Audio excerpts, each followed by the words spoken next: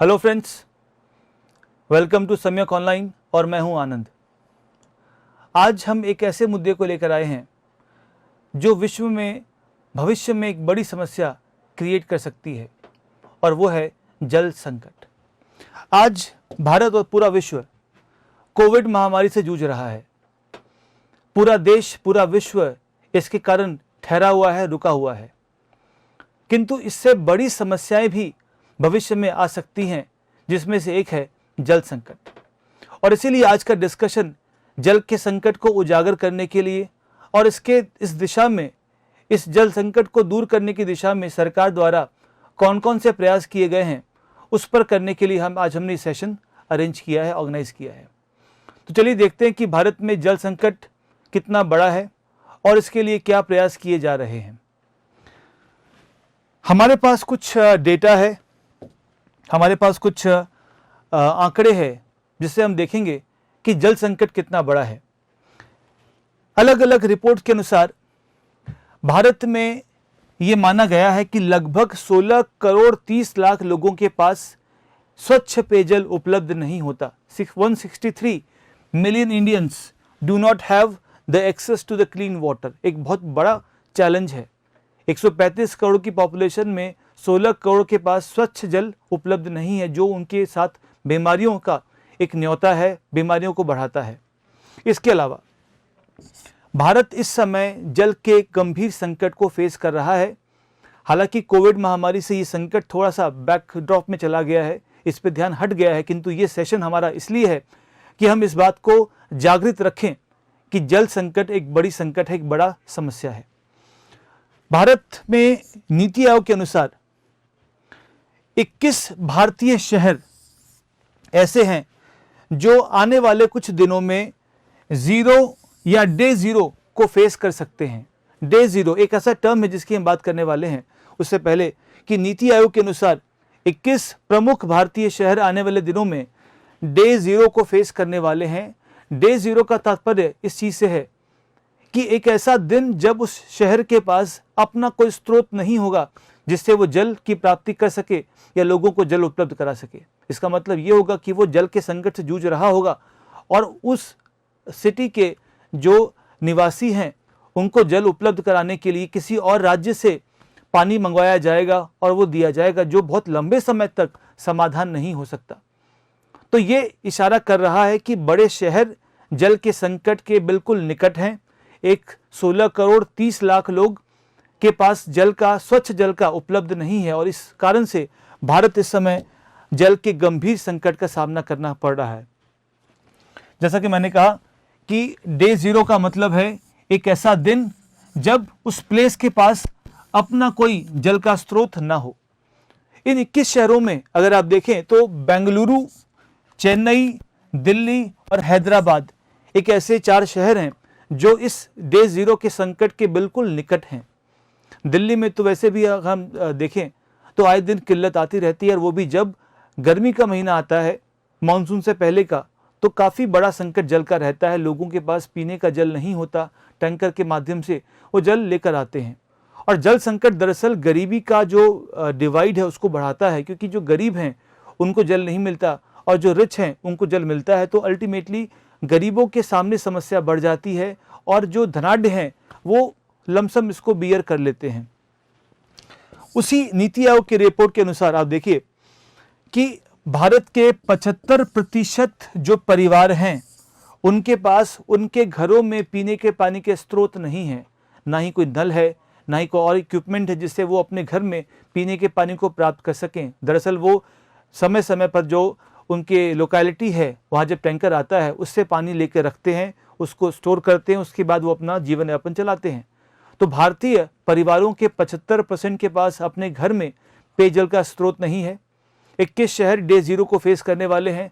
16 करोड़ लोग इस clean excess water से वंचित हैं। तो ये स्पष्ट है कि भारत के सामने जल का संकट आज भी है और आगे जब पॉपुलेशन बढ़ेगी, क्लाइमेट चेंज हो रहा है, हम जानते हैं, मानसून के पैटर्न्स बदल रहे हैं और एक्सप्लॉयटेशन है हमारे जल के स्रोतों का, इन सबको मिला देंगे आप तो देयर इज नो डाउट कि भारत में जल का संकट प्रेजेंट है।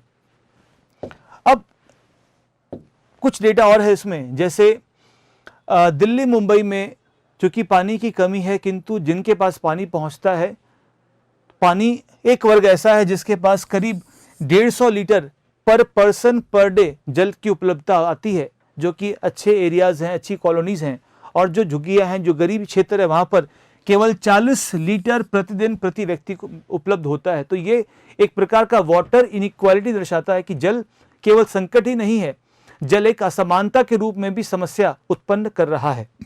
और इन सभी समस्या को देखते हुए ये स्पष्ट है, ये हम जानते हैं कि सरकार को अभी से प्रयास करने होंगे, वरना भविष्य काफ़ी खतरे में पड़ जाएगा। जल संकट के डेटा को देखने के बाद अब आते हैं कि सरकार ने क्या प्रयास किए हैं, उस पर एक नज़र डालते हैं। हमारे सामने 4 प्रमुख प्रयास हैं सरकार के, भारत सरकार के, जिसमें जल शक्ति अभियान है, जल जीवन मिशन है, अटल भूजल योजना है, या निरांचल प्रोजेक्ट है, परियोजना है। इन चारों परियोजनाओं से, मिशन से, प्रयासों से भारत की जल की वर्तमान समस्या से निपटने का प्रयास किया जा रहा है। तो चलिए देखते हैं कि क्या चीज़ें हैं। पहला है जल शक्ति अभियान। जैसा कि आप जानते हैं कि जल शक्ति मंत्रालय एक ऐसा मंत्रालय है जो विशेष रूप से जल के कंजर्वेशन के लिए गठित किया गया है। उस मंत्रालय ने एक मिशन लॉन्च किया जिसका नाम है जल शक्ति अभियान, राइट। एक ऐसा मिशन है जिसका नाम है जल शक्ति अभियान। इसमें दरअसल क्या है, जिन क्षेत्रों में जल का संकट है, जिनको हम बोलते हैं वाटर स्ट्रेस्ड एरियाज, तो वैसे वाटर स्ट्रेस्ड एरियाज की पहचान की गई है जो लगभग 256 जिलों में हैं। इन जिलों के ऐसे क्षेत्रों की पहचान कर यहाँ पर अलग अलग तरीकों से वाटरशेड के डेवलपमेंट से, रेन वाटर हार्वेस्टिंग से, वाटर रीयूज को बढ़ाकर जल का कंजर्वेशन किया जा रहा है। वाटरशेड दरअसल एक ऐसा क्षेत्र है जहाँ पर जितना भी पानी बरसता है, बारिश होती है, वो सारा एक जगह इकट्ठा हो जाता है, जिससे वहाँ के भूमिगत जल के रिचार्ज में सहायता मिलती है।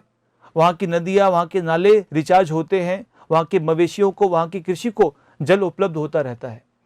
तो एक अभियान ऐसा है जिसका उद्देश्य है कि जितने एरिया स्ट्रेस्ड हैं, जिनको चिन्हित किया गया है, उनके अंदर वाटर कंजर्वेशन, वाटर रीयूज, जैसे मान लीजिए घरों के किचन का पानी है जो यूज़ कर लिया गया है, जो अभी पीने योग्य नहीं है, उस जल का इस्तेमाल पेड़ पौधों के लिए किया जा सकता है। इसको हम रीयूज का नाम देते हैं।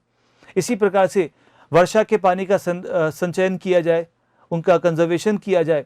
इन सब के माध्यम से एक पर पर्सन जल की नई खपत को रोककर हम जल का कंजर्वेशन बेहतर कर सकते हैं। इन सब के लिए जो मिशन है उसका नाम है जल शक्ति अभियान। दूसरा हमारे पास एक सरकारी प्रयास है जिसका नाम है दरअसल जल जीवन मिशन। और आप इस पिक्चर में देखें जिससे आपको क्लियर होगा कि दरअसल इस जल शक्ति या जल जीवन मिशन जो है, इसका उद्देश्य है कि लोगों के घरों तक पाइप के माध्यम से, नलों के माध्यम से स्वच्छ पानी उपलब्ध कराना। आपके घरों में यदि पानी नलों से आता है तो आपको आश्चर्य नहीं होगा, किंतु देश का बड़ा भाग ऐसा है जिसके पास पाइप्ड वाटर उपलब्ध नहीं है। वो रोज़मर्रा में पानी लाने के लिए काफ़ी किलोमीटर चलते हैं, पानी को कुएं से निकालते हैं, उसे साफ़ करते हैं, उसको स्टोर करते हैं, और ये काम वो रोज़ करते हैं, घर की महिलाएं करती हैं, बच्चे भी करते हैं। तो आम लोगों के लिए एक बहुत बड़ा चैलेंज है कि पीने का पानी उपलब्ध हो ताकि वो अध्ययन कर सकें या बाकी काम कर सकें। इसी समस्या को दूर करने के लिए जल जीवन मिशन को लॉन्च किया है, जिसका मुख्य उद्देश्य है कि भारत सरकार ये प्रयास करेगी कि 2024 तक सभी ग्रामीण परिवारों तक पाइप के माध्यम से स्वच्छ जल उपलब्ध हो। डेटा कहता है कि जल शक्ति मंत्रालय ने ये लक्ष्य बनाया है कि सभी ग्रामीण परिवारों को 2024 तक पानी के कनेक्शन दिए जाएंगे और अपने घरों में वो पानी प्राप्त कर सकेंगे, जिससे जिस समस्या की हमने बात की कि कुएं तक जाना पड़ता है, पानी निकालना पड़ता है, उसको साफ करना पड़ता है, उस समस्या से वो बच पाएंगे। मंत्रालय का कहना है कि भारत में लगभग 18.5 करोड़ परिवार हैं। एक परिवार में सरकार मानती है लगभग 5 मेंबर्स हैं, तो 18.5 करोड़ ग्रामीण परिवार सरकार मान रही है कि गांव में रहते हैं। और सरकार ये भी मान रही है कि उस 18.5 करोड़ परिवारों में से केवल सरकार नलों के माध्यम से केवल 3.5 करोड़ परिवारों को ही जल आपूर्ति कर पाती है। आप समझें कितना छोटा सा आंकड़ा है कि हम 3.5 करोड़ परिवारों को ही पेयजल या स्वच्छ जल दे पा रहे हैं। और ये सरकार के लिए चिंता का विषय है और एक चिंता के साथ साथ एक दुख का विषय भी है। इतने वर्षों के बाद जब मनुष्य चांद पे पहुंच गया, भारतीयों ने स्पेस में इतनी प्रगति कर ली, हम मंगलयान की बात कर रहे हैं, किंतु पानी घर तक नहीं पहुंचा पाए हम। तो ये एक आयरनी है, एक दुख की बात है कि बाकी क्षेत्रों में हमने काफ़ी प्रगति की, किंतु जीवन जीने के लिए जो बहुत बेसिक आइटम है जल, वो अभी तक लोगों के घरों तक एक सुनिश्चित रूप से पाइप के रूप से उपलब्ध नहीं होता।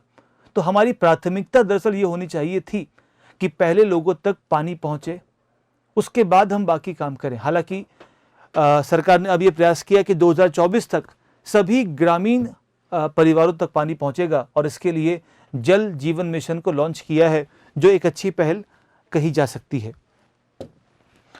तीसरा सरकार का प्रयास है अटल भूजल योजना। देखिए, भूजल का मतलब है भूमिगत जल। जमीन की सतह के नीचे कठोर चट्टानों के बीच में काफी जल स्टोर होता है और एक बड़ी मात्रा में जल रहता है, किंतु हमारे देश में कृषि के लिए, उद्योगों के लिए उस जल का अत्यधिक दोहन होना शुरू हो गया है। अब यह आवश्यकता है कि उस भूजल को रिचार्ज किया जाए, उसको कंजर्व किया जाए, उसको सुरक्षित किया जाए, और इसके लिए ये योजना शुरू की गई है जिसका नाम है अटल भूजल योजना। दरअसल देखिए आप कि ये उसी मंत्रालय, जल शक्ति मंत्रालय की पहल है जिसमें सामुदायिक भागीदारी के साथ जल का कंजर्वेशन किया जाएगा, खासकर अंडरग्राउंड वाटर का। और इसके लिए सरकार ने लगभग 4 साल की योजना बनाई है कि 2020-21 से 2024-25 तक जो भी मुख्य राज्य हैं, जैसे राजस्थान है, गुजरात है, हरियाणा है, पंजाब है, जहां पर भूजल का स्तर काफी गिर गया है, उनको ऊपर लाने के लिए, कंजर्व करने के लिए 6000 करोड़ का आवंटन दिया जाएगा ताकि वाटर कंजर्वेशन हो सके।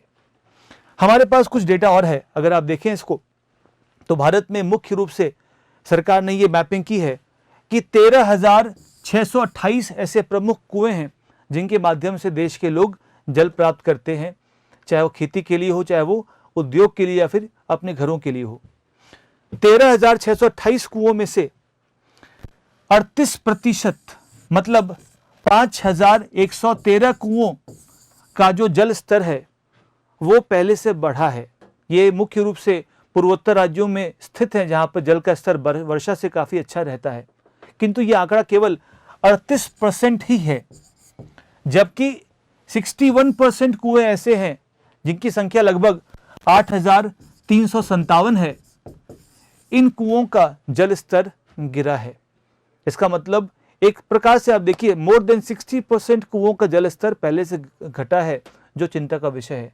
और केवल 1% कुएं ऐसे हैं, 158 कुएं ऐसे हैं जिनका जल स्तर बराबर है, समान है और मेंटेन्ड है।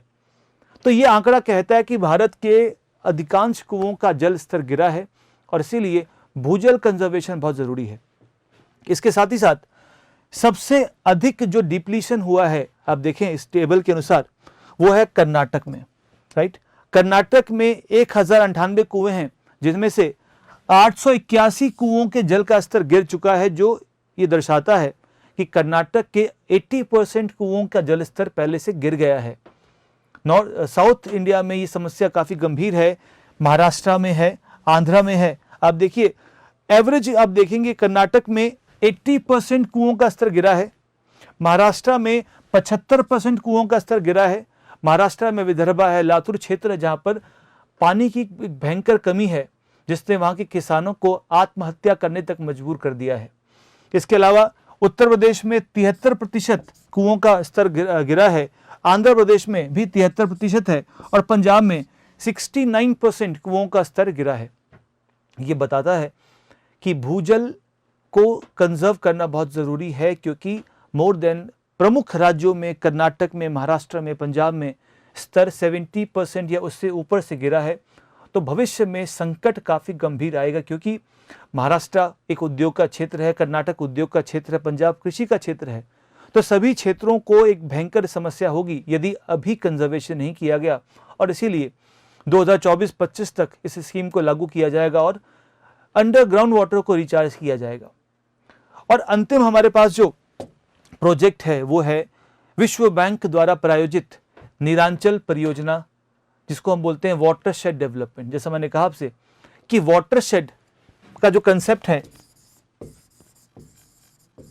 एक ऐसा कंसेप्ट है जिसमें किसी एक क्षेत्र में होने वाली बारिश या आने वाला पानी एक स्थान पर एकत्रित हो जाता है। तो अलग अलग क्षेत्रों के अंदर यदि इसे डेवलप किया जाएगा तो जहाँ भी बारिश होती है छोटी मोटी, उसका सारा पानी एक जगह आएगा, जिससे भूजल बढ़ेगा, जिससे नदियों तालाबों में पानी बढ़ेगा, जिससे खेती के लिए पानी उपलब्ध होगा, पशुओं को पानी उपलब्ध होगा, ग्रामीणों को पानी उपलब्ध होगा। और वाटरशेड डेवलपमेंट से वाटर की स्कैर्सिटी से निपटने में बड़ी सहायता मिलेगी। तो ये था हमारा वाटर क्राइसिस और वाटर क्राइसिस से निपटने के लिए सरकार द्वारा किए गए प्रयास। उम्मीद करता हूँ कि आपको इसके कंसेप्ट और इसके डेटा क्लियर होंगे। कोई भी अगर आपको शक या क्वेश्चन हो तो प्लीज़ आप कमेंट बॉक्स में उसको डालें, ताकि उसको हम अगले सेशन में शामिल करें। आज के लिए इतना ही। Thank you so much.